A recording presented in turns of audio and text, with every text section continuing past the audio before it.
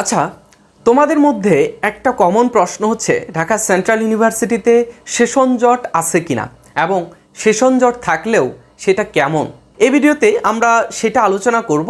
আমরা যতটুকু Dhaka college, Dhaka Badrunnesa college, তারপর হচ্ছে আমাদের ইডেন কলেজ এবং অন্যান্য কলেজগুলো রয়েছে আমাদের পাশেই, কবি নজরুল সোহরাওয়ার্দী কলেজ, সেই সব শিক্ষার্থীদের কাছ থেকে আমরা যতটুকু জানতে পেরেছি ততটুকুই তোমাদের সাথে শেয়ার করব ইনশাল্লাহ।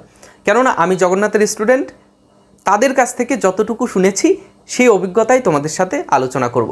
আচ্ছা, কবি নজরুল সরকারি কলেজের একজন শিক্ষার্থী আমাদেরকে জানালো যে ঢাকা সেন্ট্রাল ইউনিভার্সিটির, বর্তমান তো ইউনিভার্সিটি হয়েছে, এর আগের অবস্থা নাজেহাল। কেননা তাদের অনার্স 4 বছরের অনার্স শেষ করতে করতে দেখা যায় যে 6 বছর, 5.5 বছর লেগে যায়।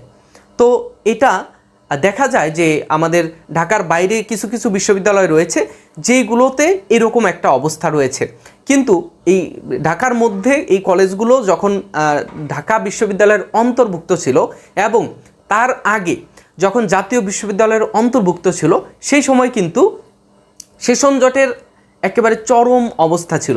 সো এখন ঢাকা সেন্ট্রাল ইউনিভার্সিটি হওয়ার পরে আমরা যতটুকু দেখেছি যে 24-25 শিক্ষাবর্ষের যেই কার্যক্রম আমরা দেখছি, তাতে আমাদের আর টেনশন হওয়ার কোনো প্রয়োজন নাই।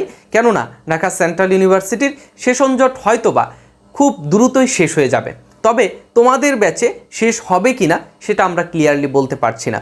তো কবি নজরুল কলেজের সেই শিক্ষার্থী কিন্তু আমাকে জানালো যে এর আগে, অর্থাৎ 7 কলেজ যখন ছিল আলাদা করে, তখন কিন্তু এর মধ্যে সেশন জটের পরিমাণ খুব চরম আকার ধারণ করেছিল।